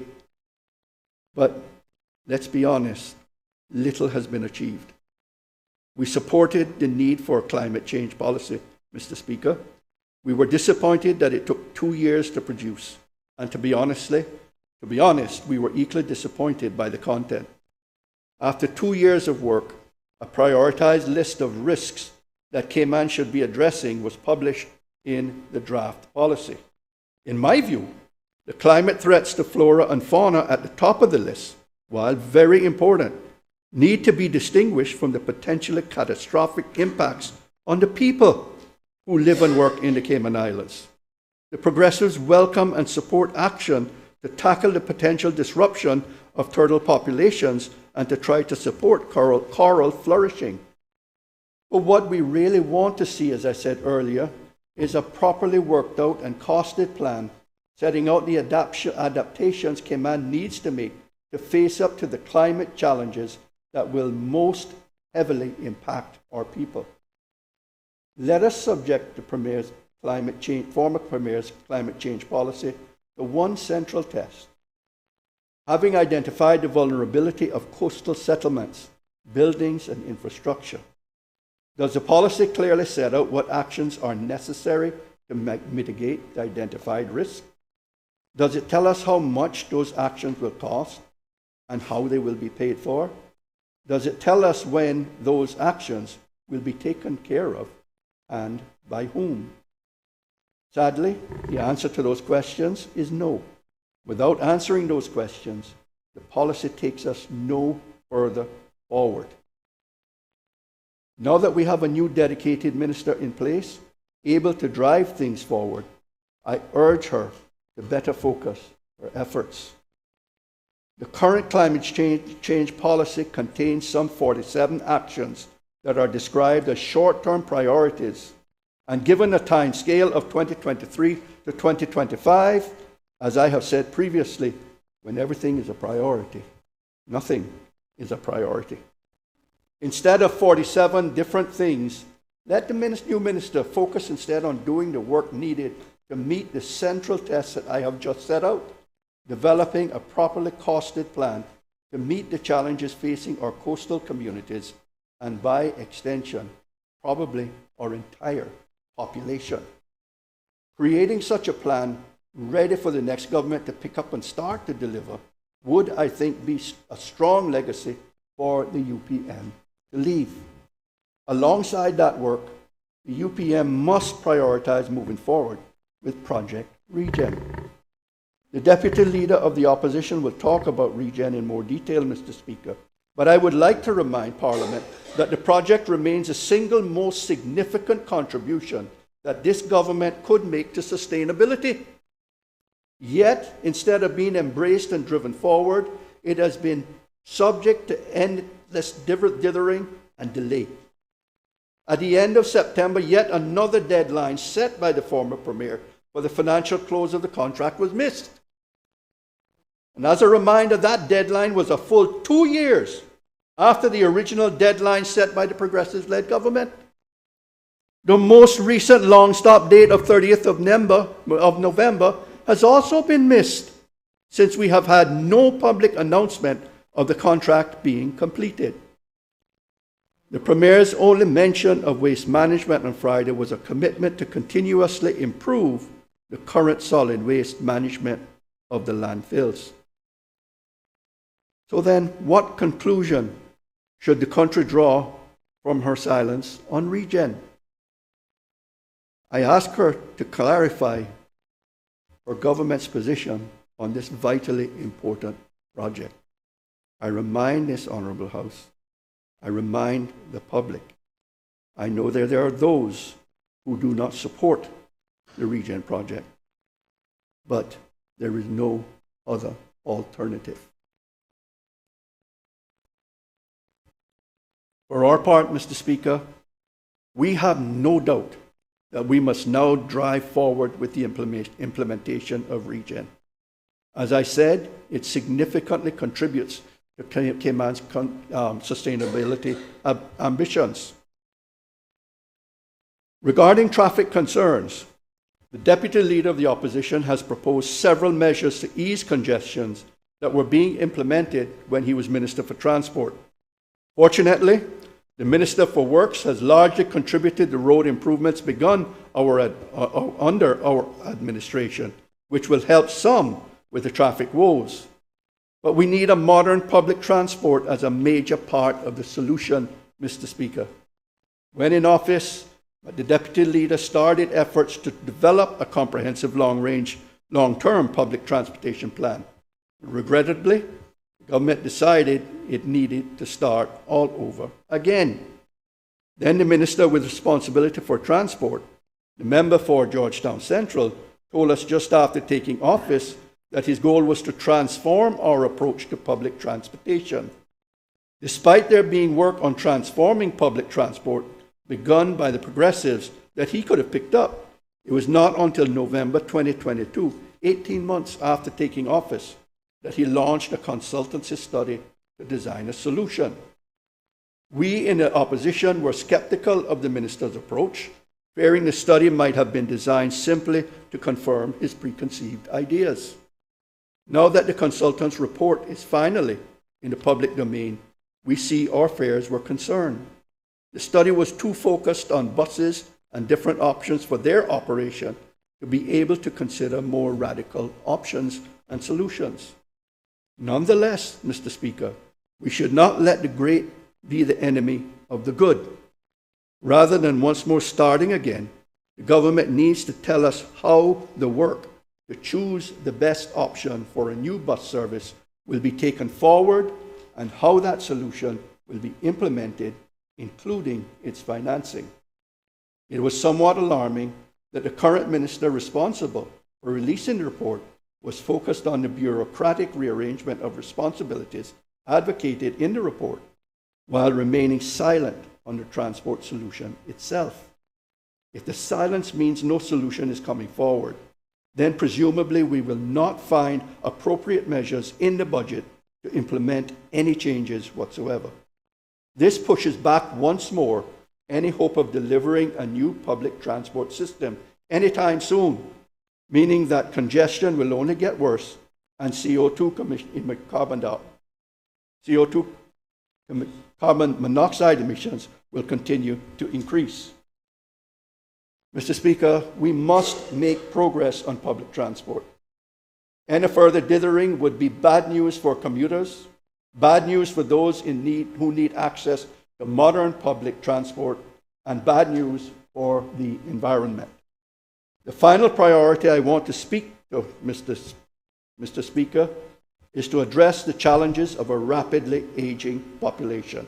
Honorable Leader, I don't want to catch you unawares. You've got about 9 minutes. I have about 5 minutes left, sir. Perfect. I will end on time.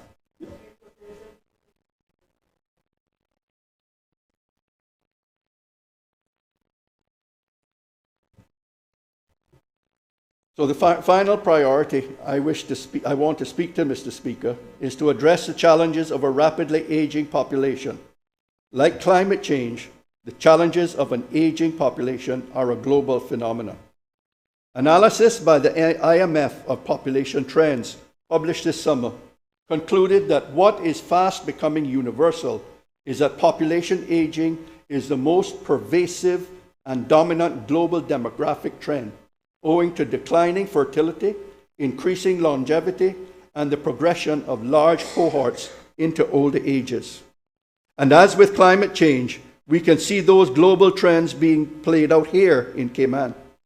The 2021 census found that the number of people over 65 had just about doubled since the previous census in 2010, while this 50 to 64-year-old group had grown by nearly 75% in the same period. Cayman's population has aged rapidly in a short time, and all the indicators are that it will continue to do that. Recognizing the emerging trend towards aging, the last Progressives administration overhauled the government's approach, and in 2016 we put the Cayman Islands Older Persons Policy in place.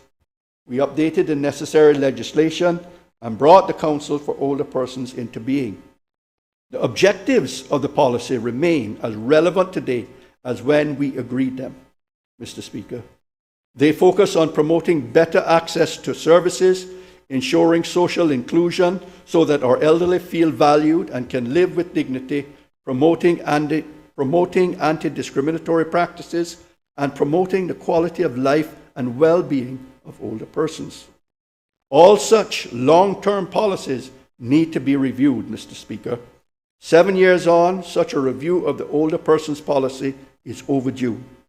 But the census data, coupled with the last 3 years' experience, has made the need for a review much more urgent.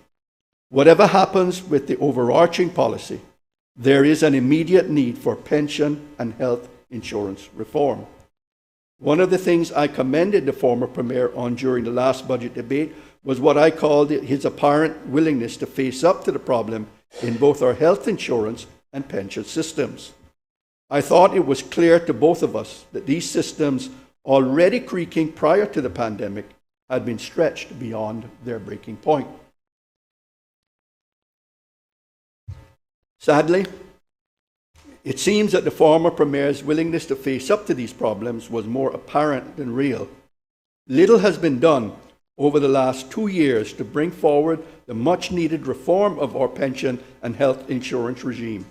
Again, I urge the new Premier not to let this continue. More recently, it seems, the government has shown little willingness to move the issue forward. In October, a public statement from the Deputy Director of Pensions suggested that the government is considering changes to contribution rates and the retirement age. However, such movement as there is in the government's approach has been limited to the drafting of tender documents for an actuarial study.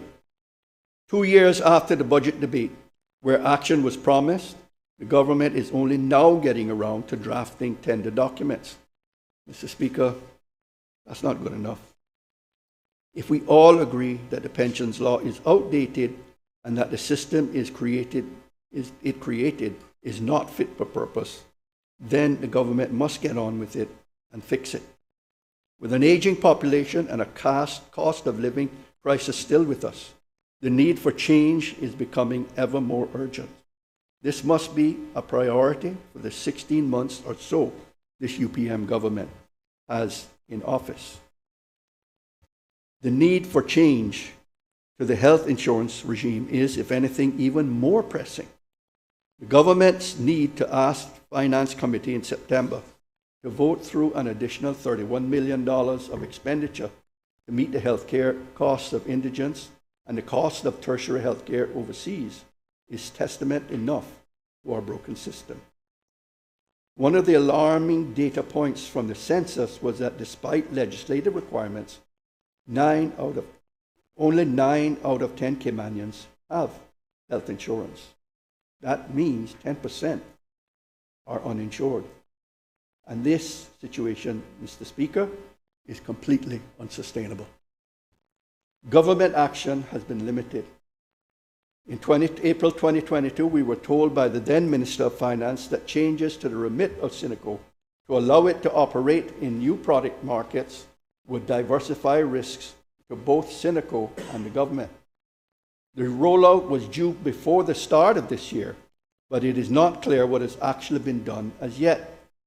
The Cineco website does not yet seem to offer insurance plans to the younger, healthier residents that the Minister envisaged. The Premier's speech on Friday talked again about an enhanced role for Cineco in broader insurance markets coming into effect next year. We will wait and see what benefits emerge from any changes that might be made. But in any case, these changes are insufficient to deliver the significant systemic improvements needed.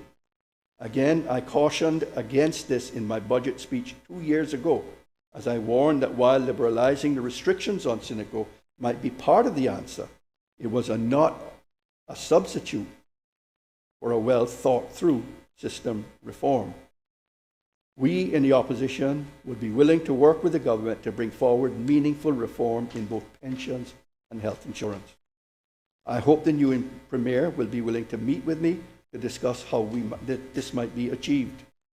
Among the longer-term changes that the Older Persons Policy Review will need to look at, particular thought must be given to how we meet the health and care needs of an ever-growing number of older persons. While I am not sure we will need to develop new initiatives that promote health and well-being, an inevitable consequence of increased longevity is greater levels of care needed and increased incidence of illness. Sadly, that is likely to mean more older persons living with long-term conditions and more living with complex comorbidities.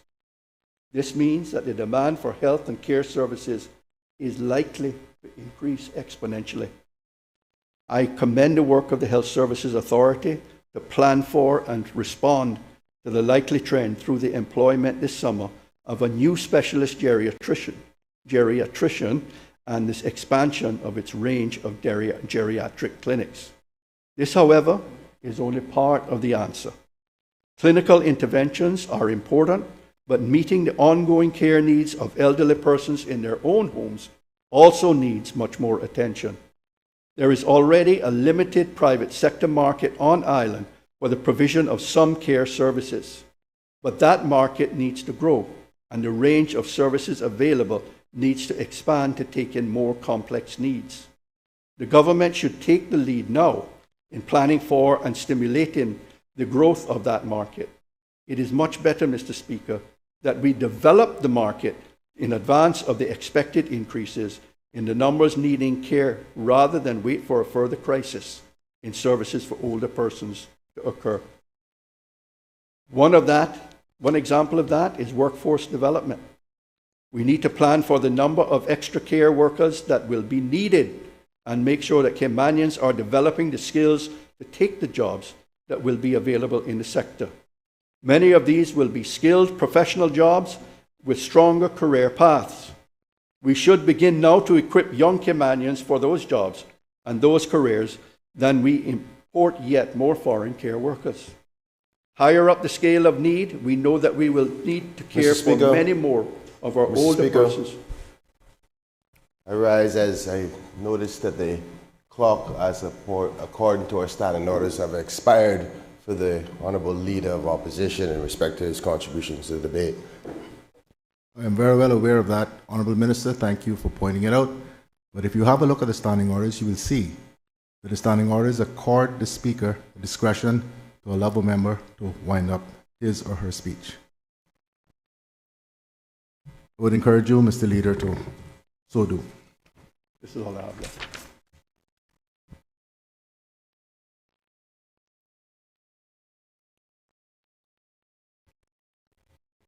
Mr. Speaker, higher up the scale of need, we know that we will need to care for many more of our older persons living with dementia.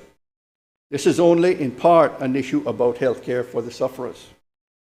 The new HSA provision I mentioned will include some dementia services, though I suspect this will not be nearly enough looking ahead.